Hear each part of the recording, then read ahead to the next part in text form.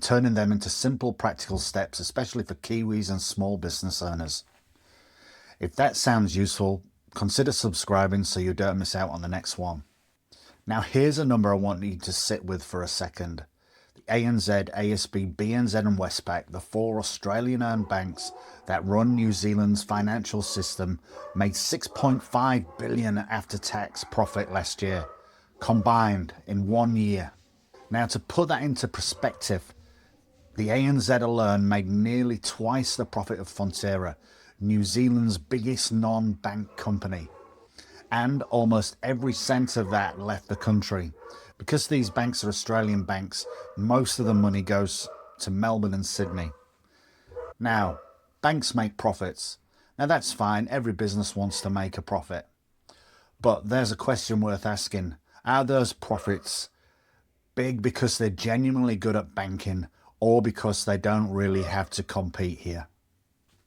Today we're going to look at what the data actually says and what it means if you've got a mortgage, business loan or farm debt. So let's put some context around those numbers, because the raw figures don't truly tell the story. Now, as I said before, the big four banks made $6.5 billion in after-tax profits in 24, and the whole banking sector hit $7.2 billion in 25 in profits. Now, the ANZ on its own earned just short of $2.4 billion in 2025. The ASB on its own earned more than Auckland Airport, Lotto, Fisher and Paykel Healthcare combined. And if you want to match the big four using New Zealand's other large companies, you would need to add in Fonterra, Timberlands, Auckland Airport, Lotto, Mainfreight, Fisher and Paykel Healthcare, Spark, Contact, Meridian, Infratil and Air New Zealand. And let's chuck in the Warehouse Group as well, and you would still have come up short in the profit that they made. Now that's not a criticism on its own. Big companies make big profits, but it does raise the question of whether this is what a healthy competitive market really looks like. So are the banks charging you too much? In 2024, the Commerce Commission published the results of a 14-month investigation into personal banking in New Zealand, and the finding was pretty direct. Yes, the banks are charging more than the competitive market would allow.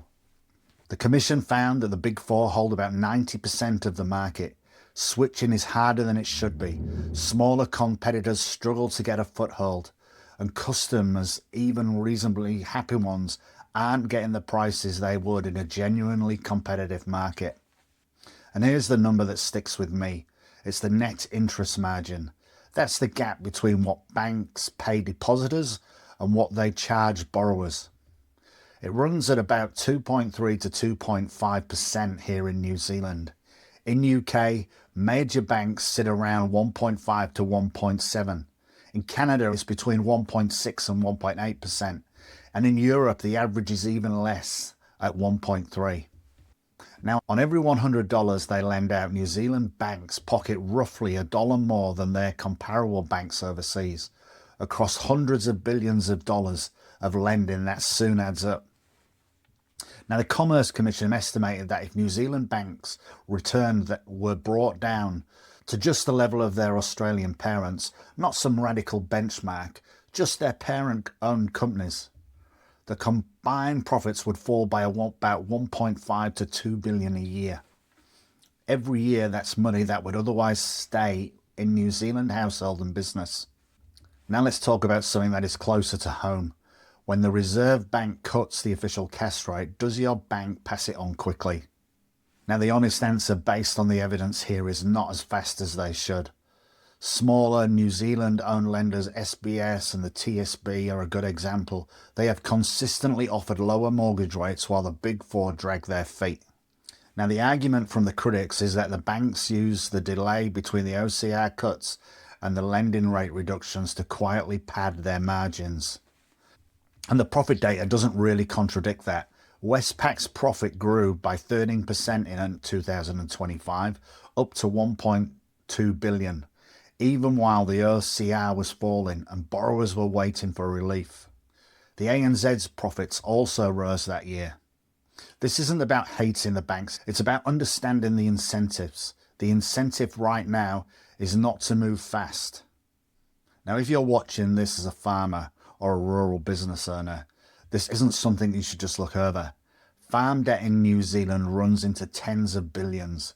The interest rate on your loan, the fees on your business account, and the terms of your seasonal finance, all of this is happening in a market that the Commerce Commission has formally said lacks real competition.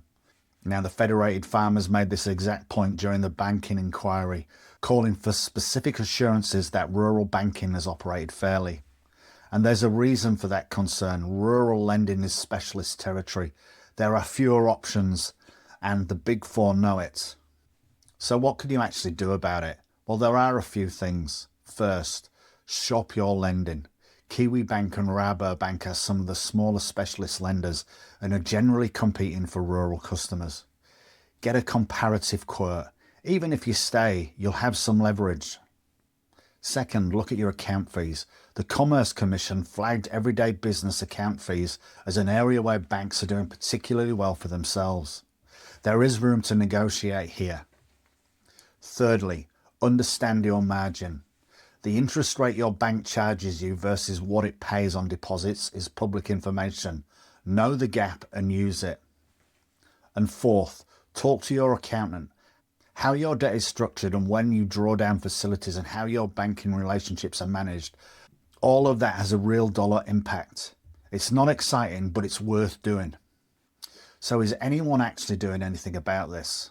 Well, the Commerce Commission made 14 recommendations after its investigation, and the government committed to acting on all of them. But whether they actually will or whether they can actually bother, time will tell. The inquiry followed with 148 submissions from business and industry groups and individuals. The main focus is on making it easier to switch banks, opening up a payment system, reduce barriers for new entrants, and getting open banking moving faster so fintech companies can compete. These are the right moves, but they are medium term. None of it will change your mortgage rate next year. The structural change is coming, it's just not here yet. And here's the bottom line. New Zealand's Big Four banks are extraordinarily profitable. Not because they're doing something wrong, because they operate in a market where they don't have to try very hard to compete. The Commerce Commission confirmed it. The numbers show it. Your bank is not the enemy. They employ thousands of New Zealanders, fund a huge chunk of the productive economy, and provide services most of us use every day. But knowing how the game is structured gives you a better chance of playing it well.